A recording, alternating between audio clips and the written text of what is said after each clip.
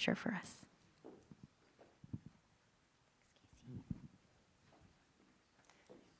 Good morning. The scripture today is actually a compilation from all four Gospels, so read along ahead of me, behind me. After the Sabbath, as the first day of the week was dawning, Mary Magdalene and the other women came to the tomb. Very early in the morning, while it was still dark, they saw that the stone had been rolled away. There had been a violent earthquake, for an angel of the Lord descended from heaven, rolled back the stone, and sat on it.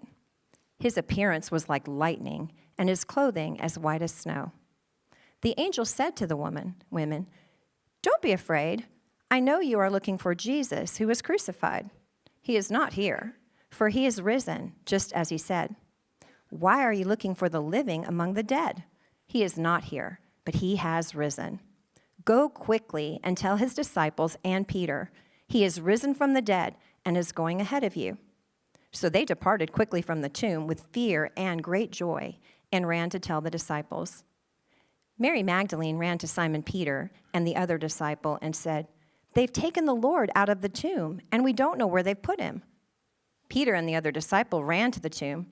They saw the linen cloths lying there, and the wrapping that had been on his head folded up in a separate place. Mary stood outside the tomb crying. As she wept, she saw Jesus standing there, but did not know it was him. "Woman," he said to her, "why are you crying?"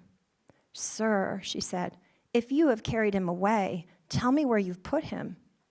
"Mary," Jesus said. Turning, she said to him, "Rabboni," which means teacher. Mary Magdalene went and announced to the disciples, "I have seen the Lord." That same day, Jesus came and stood among them and said, "Peace be with you." He showed them his hands and his side. But Thomas was not with them. Later, the disciples told him, "We have seen the Lord."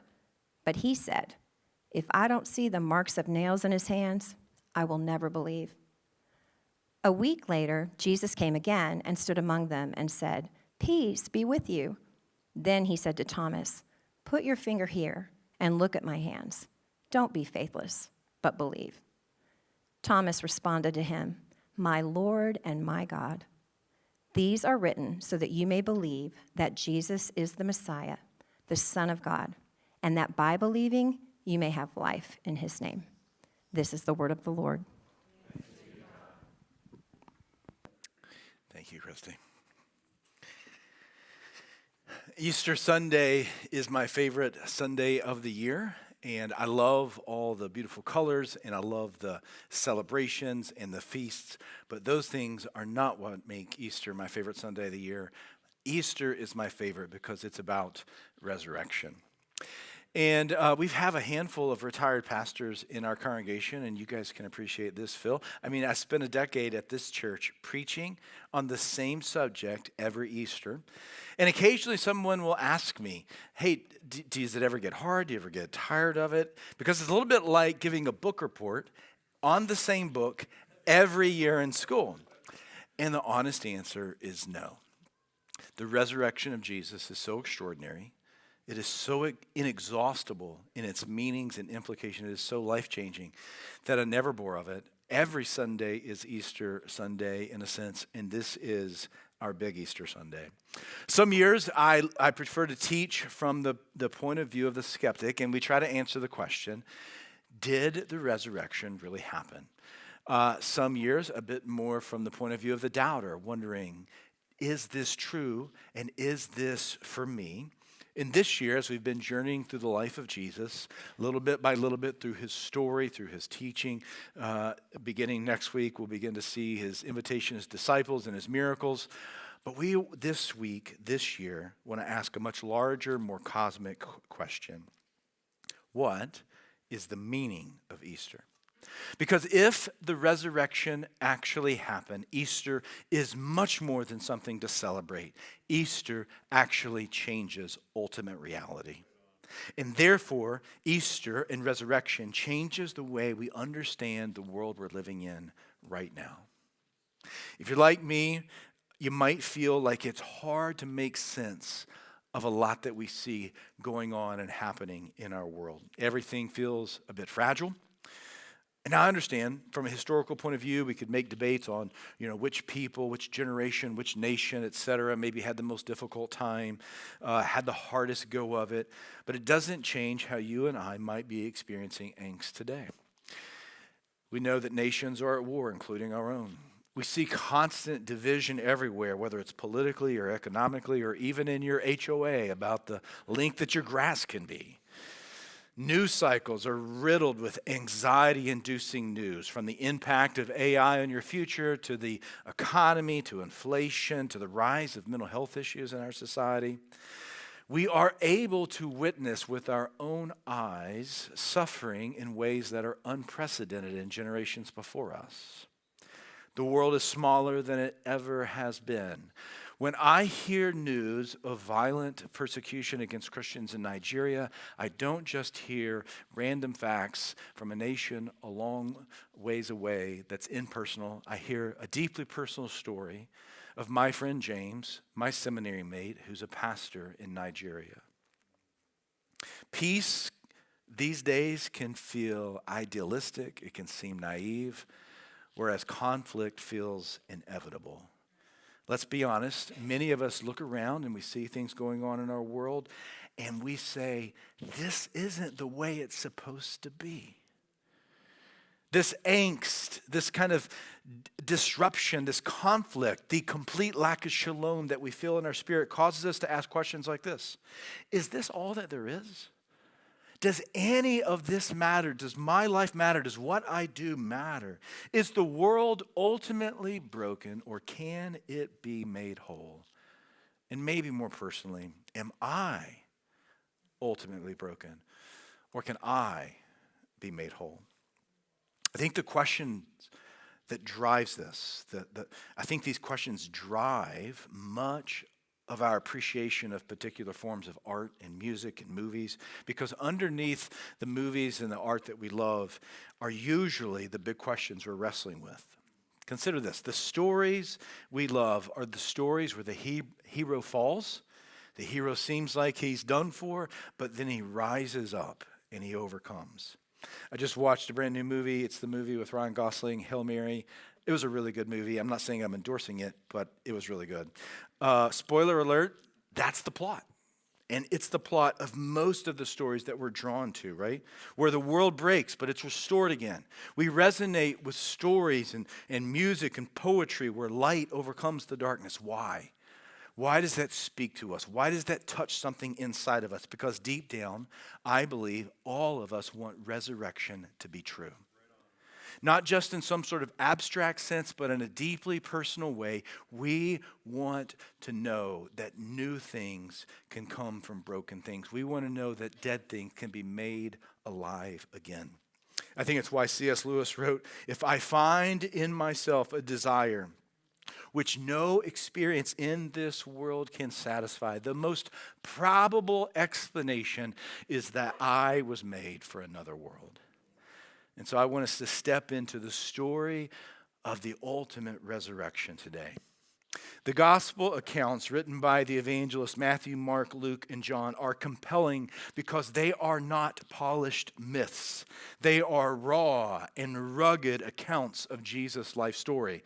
Now let's be honest. If you and I were taking an account and writing an account that someday billions of people would read and talk about and write songs about and make movies about and preach sermons about concerning the resurrection, if we were drafting those accounts, we would draft them in such a way that it would look that we had at least a little hope, that we at least had a few sort of positive contributions to that moment, but that's not what you read in the gospel. If I was writing it, I would come up smelling like roses. I would at least include a few positive details about my role in the story. But, think about it. When we post photos of ourselves, we edit them carefully. Listen, men, especially some of you young men who are foolish, if you ever post a photo of your wife that she has not approved, or your girlfriend or fiance, you're going to get lit up. So don't do it, okay? Why? We want to make sure that it looks presentable. No, does that make me look fat? Does that color look okay? Right? We want this curated image. That's just a part of who we are. If these evangelists were writing myths, they would not write stories that make them look so faithless and so foolish. Think about what you read when you experience the Gospels. You read of women expecting to find a corpse. You see disciples hiding in fear. You see two disciples say out loud, "We were hoping that he was actually the Messiah." Mary's weeping in a garden. Peter has quit and he's gone back to fishing. There is not a single person in the resurrection story that is expecting resurrection. So when the women show up at the tomb and they find it empty, it changes everything. Everything changes. So in light of that, what's the meaning of Easter? What does it indeed change about ultimate reality? Well, first of all, I want you to consider what it means theologically. Theologically, Easter means that Jesus is king.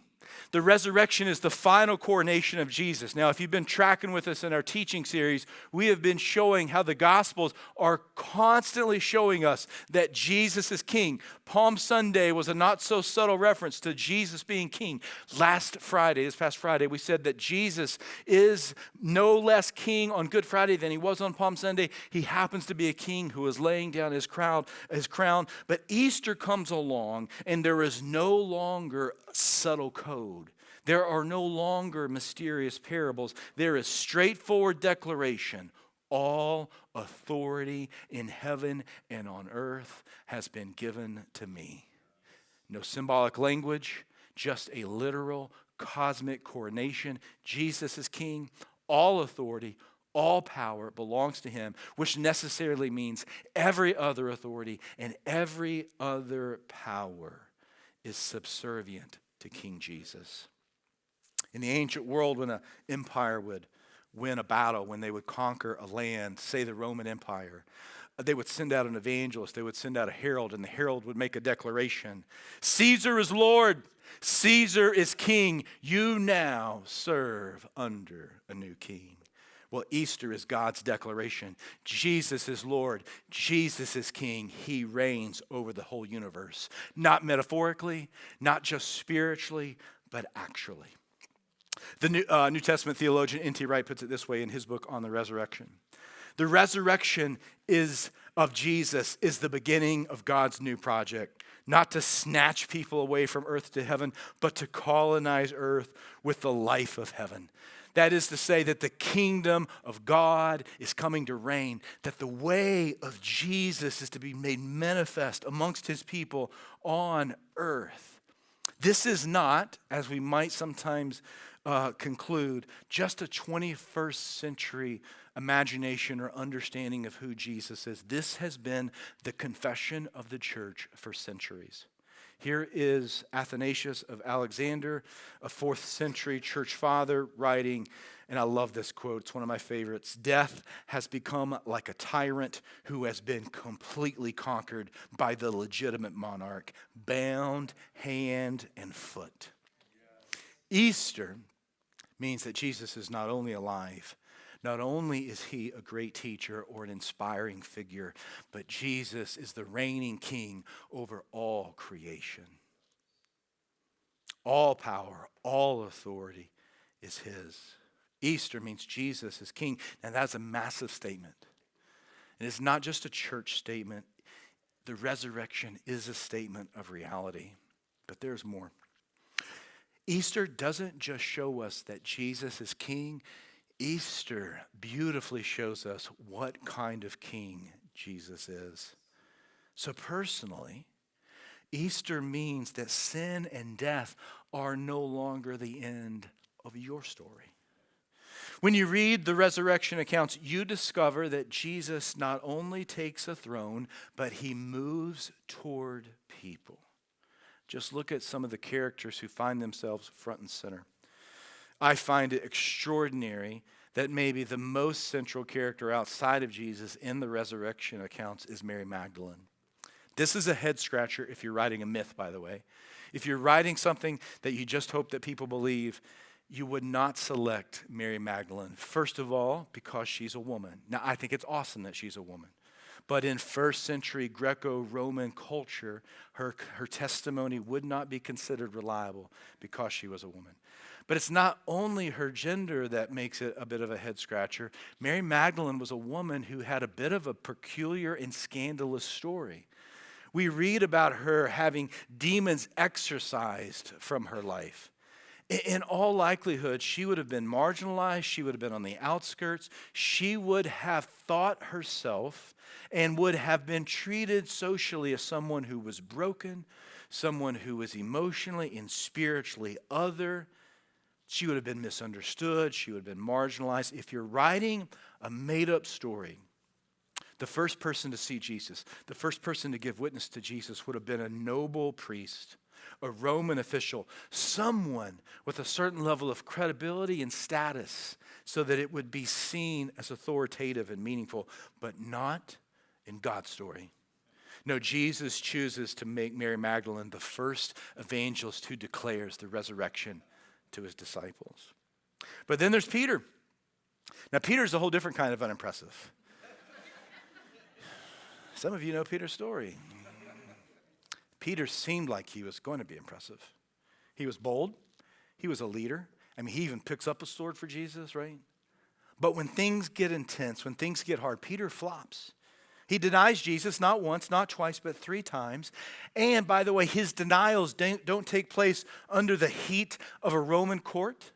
They don't take place under threat of life or death. Peter denies Jesus the 3rd time around a peasant's fire underneath the questioning of a young slave girl. When you think about what the disciples felt when word of the resurrection spread, what do you think Peter felt? In light of his Friday story, how do you think Peter felt when Jesus did what he said he would do? Well, Mark's gospel gives us a bit of glimpse. This is a little bit of kind of biblical history for you. There's good reason to believe that Peter is the primary source for Mark's account of the gospel. There are unique details, personal details about what Peter thought and felt in Mark. There's relationship between Peter and Mark. And Mark's account includes this little nuance that I find particularly unique. When the angel is at the tomb and he tells the women to go and bring the disciples to Jesus, he wants to see them. Mark gives this little nuance. Go tell the disciples and Peter.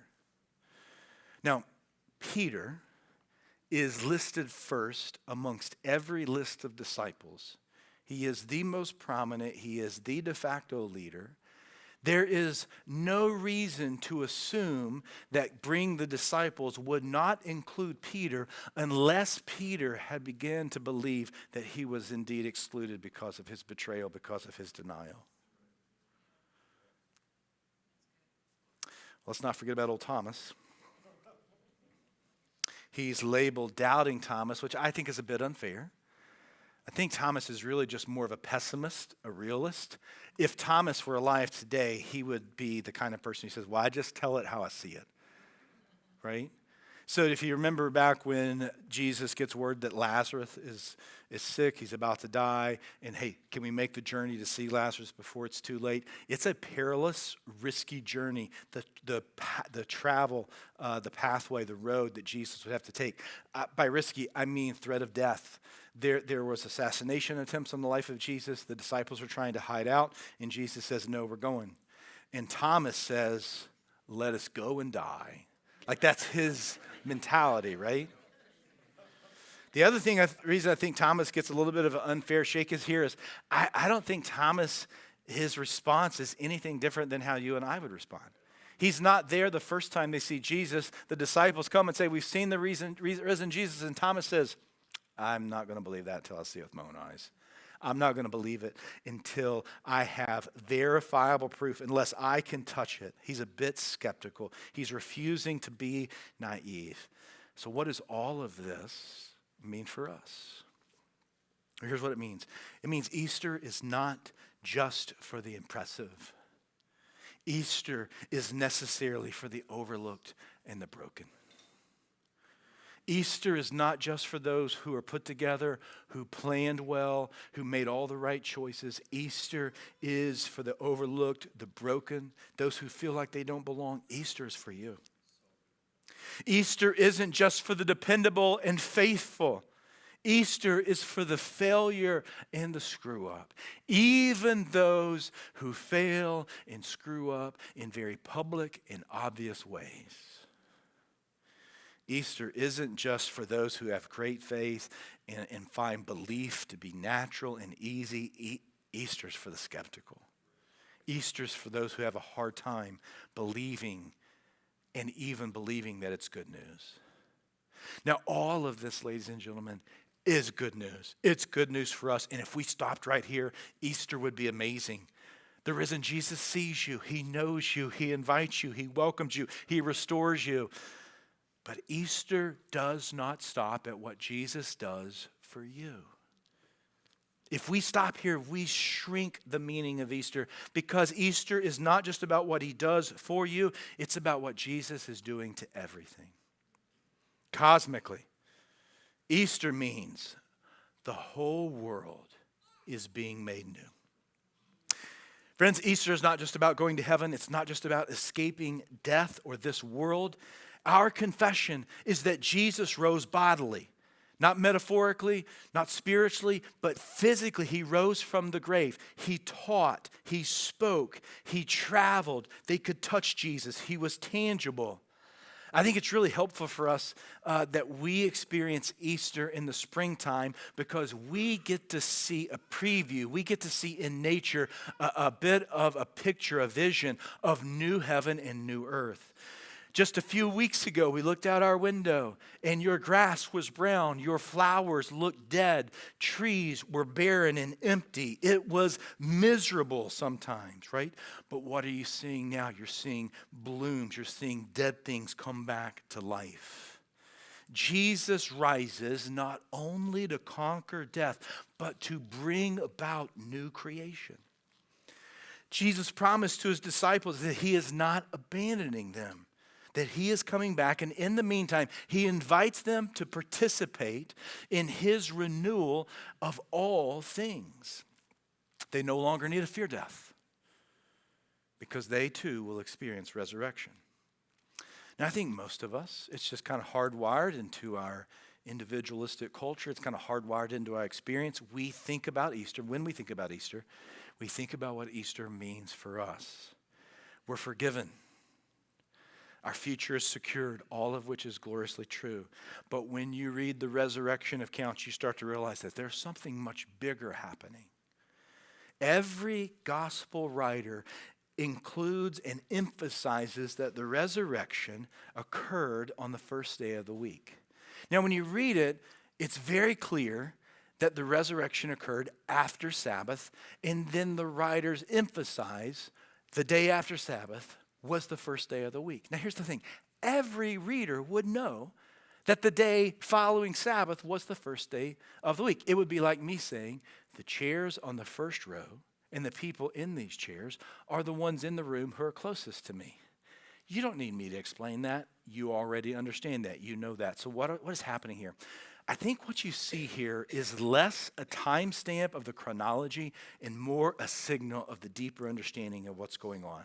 Because when is the last time we hear language of first day of the week? When is the last time that something new is being born on the first day of the week? It is Genesis 1.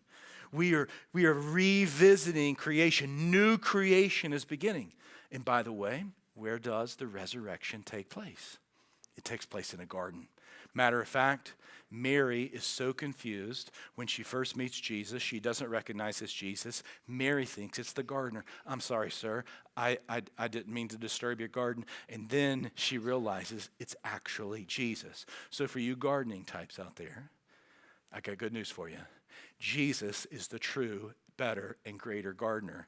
When you garden, when you work that, you are participating in God's chosen metaphor and vision for new things coming to life. When you plant a seed and you see that seed brought to life, you are giving witness to new creation, and that is what Jesus is doing in the resurrection. Easter means that he is making all things new, including us.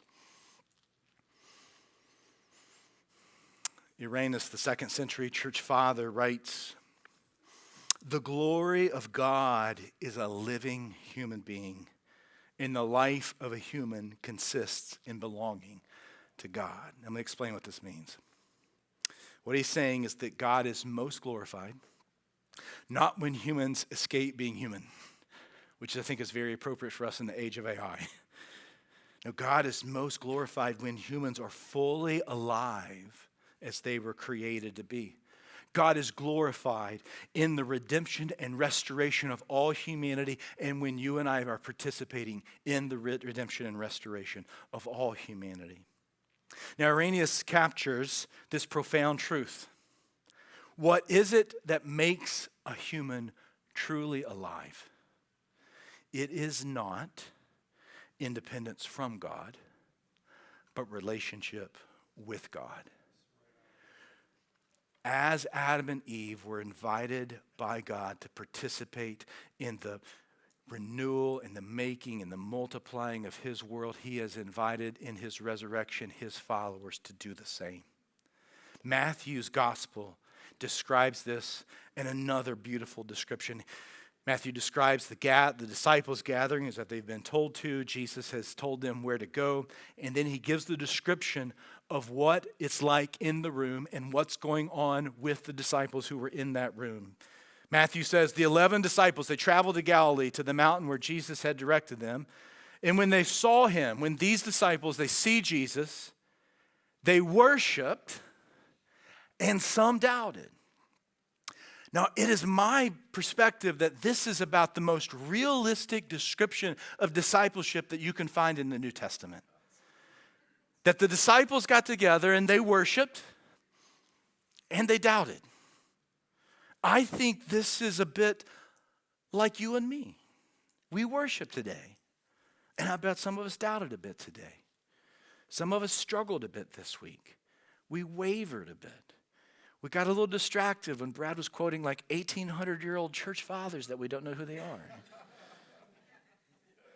So how does the risen Jesus respond to this mixed bag of faith and doubt and his believers? Matthew tells us in the very next sentence, Jesus came near. Now, I think Matthew could have just recorded what Jesus said. He has said the disciples have come to Galilee. They've entered the room where Jesus told them to be there. Matthew could then just record Jesus giving to his followers the Great Commission. He could have just said, hey, this is what Jesus said. But he chooses to include this nuance. And I think this description of proximity matters. It helps us see what Easter means. It is connecting Easter to the first time Jesus arrives on the scene where he's called Emmanuel, God with us. God is constantly closing the gap between himself and the people he loves. Easter is not just for us. Easter is for the whole world. The message of resurrection is not just for us. It is for all people, all tribes, all nations, everywhere and all time. And that's a big thing. So what do we do with all this, right? Imagine you're at the empty tomb. Imagine you run there and you see the empty tomb. Let me tell you what you do not say. Well, that's interesting. Ha! Ha! Okay, he did it. No, right? Everyone either ran or worshiped or doubted or schemed or believed. There is no neutrality with the resurrection. The 19th century Scottish preacher known as Rabbi John Duncan, because of his expertise with Hebrew literature, with the Jewish culture, formulated what he called the trilemma of having to reckon with Jesus. And he wrote this, that Christ either, first, deceived mankind by conscious fraud, or second, he himself was deluded and self-deceived, Or 3, he was defying. There is no getting out of this trilemma. It is inexorable. Meaning it is like gravity. You can resist it, but eventually you fall. It is just what it is, like we like to say. This is the argument that C.S. Lewis built upon. Maybe you've heard this quote. I am trying here to prevent, Lewis says, anyone from saying the really foolish thing that people often say about Jesus. I'm ready to accept Jesus as a great moral teacher, but I don't have to accept his claim to be God. This is one thing we must not say, Lewis says. A man who was merely a man and said the sort of things Jesus said would not be a great moral teacher. He would either be a lunatic on the level with the man who says he is a poached egg, or else he would be the devil of hell. You make your choice. Either this man was and is the Son of God, or else a madman and something worse. We can shut him up for a fool. You can spit at him and you can kill him as a demon, or you can fall at his feet and call him Lord and God. But let us not come away with any patronizing nonsense about his being a great human teacher. He has not left that open to us. He did not intend to. If Easter is true, Jesus is not someone to simply admire. He is not simply a great teacher. He is someone to reckon with. And we either reject who he is, or we trust who he is, embrace who he is, and follow him. Now, Easter is good news for the skeptic. Easter is good news for the weary. Easter is good news for the ashamed. Easter is good news for the person searching for truth, because Easter means the story of this world, the story of your life, is not a story of death and decay and destruction, but rather it's a story of new life and renewal. That's what Easter is about. Just like springtime, Easter, my friends, is not about possibilities. Easter is not about potential. Easter is indeed about promises. And the promise of Easter is this: winter doesn't get the final word. Resurrection does. As our worship team comes, I want us to take a moment or two and contemplate how we each can respond to the meaning of Easter. I want you to consider the invitation of Easter, and I use that word invitation very intentionally, because Jesus has invited, through his teaching, through his life, through his death on the cross, and through his resurrection, he has invited us to not merely give an abstract acknowledgement to who he is, but to have a deep, meaningful, beholding relationship with him. He invites us into discipleship. And I want you to think about some of the people Jesus invited into that discipleship. People like Mary Magdalene, with a bit of a scandalous bio. People like Peter, who looked faithful, who looked like they had it going for them, and who in the moment that it matters most, crumbled. People like Thomas, who just had a hard time believing what he could not see with his own eyes. That's who gets invited to Easter. That's who gets invited to resurrection hope. That's who gets invited to the table with Jesus. Not just the impressive, not just the esteemed, not just the socially, well-to-do people, but people with great power, people with no power, people with great reputations, people with scandalous reputations. Jesus is saying, I'm king over all of it. I'm king over every story, and I am inviting you, through what I have done for you on Good Friday, into my story. Now, if you missed Friday, just a brief reset here. We said that we find ourselves in the story of Good Friday too because we are Barabbas. We are the guilty who have been set free and receive the treatment and the future of the innocent. And the resurrection is the testimony, is the declaration that that promise is true, that it's real, that new life and freedom is offered to us. That's the invitation. And we want to invite you this Easter, if you have never accepted that invitation, if you've never welcomed the invitation to follow Jesus, we want to invite you to join us as fellow strugglers, as fellow skeptics, as fellow doubters, as also unimpressive people into a discipleship journey of Jesus where he is making us new. And he is making those of us who are a bit skeptical have a little bit more faith. And he's helping those of us who have some wounds from the mistakes we've made and the failures in our life. He's bringing a healing balm to that. And he's taking those of us who maybe have been estranged from our family on earth, and he's welcoming us into a new spiritual family that will never be broken. That invitation is to you. And it's not just to believe something so that you can go to heaven. We love that. But it's deeper than that. It's for life today. It's life for eternity. He is inviting you into relationship with him, to participate with him in his desire and mission to renew all things. He's taken us back to the garden. He's taken us back to shalom. He wants us to have the peace that he gives us through his gospel work on the cross and resurrection, and he has invited us to be reconcilers, to tell the whole world that they can have peace, to be people who bring about peace, who bring about shalom, who bring about new life, who make gardens for glory for Jesus.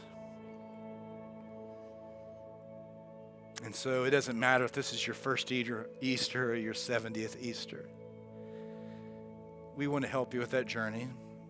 That QR code is simply a way to connect with us and talk with a pastor, a spiritual leader in our church, an elder.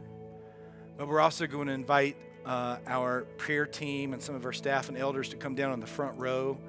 And if you're here today and your life has been marked by wintertime and it feels like things are just dead and you want to see new life come back, in this last song, in this last season of prayer, we want to invite you to come forward and share that with a brother or sister who will not look at you with shame or derision, but who will welcome you as a fellow journeyer on the mission and on the road with Jesus, and to pray with you, to pray for you, to pray over you.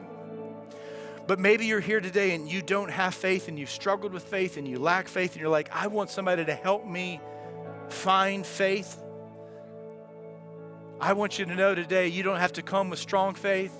You don't even have to come with mustard seed faith, because the faith that saves you is not strong faith. The faith that saves you is not great faith. The faith that saves you is not theologically precise faith. The faith that saves you is whatever measure of faith you have in the one who is absolutely, perfectly faithful to do what he said he will do. The strength and the quality of our faith does not redeem us. The majesty and the brilliance and the power of the one we put our faith in saves us. And we want to be here for you in that journey of faith. So if you need prayer this morning for any reason, our prayer team is available. Let's stand to our feet on Easter Sunday and sing like we've got a new king who's risen and reigning. Amen.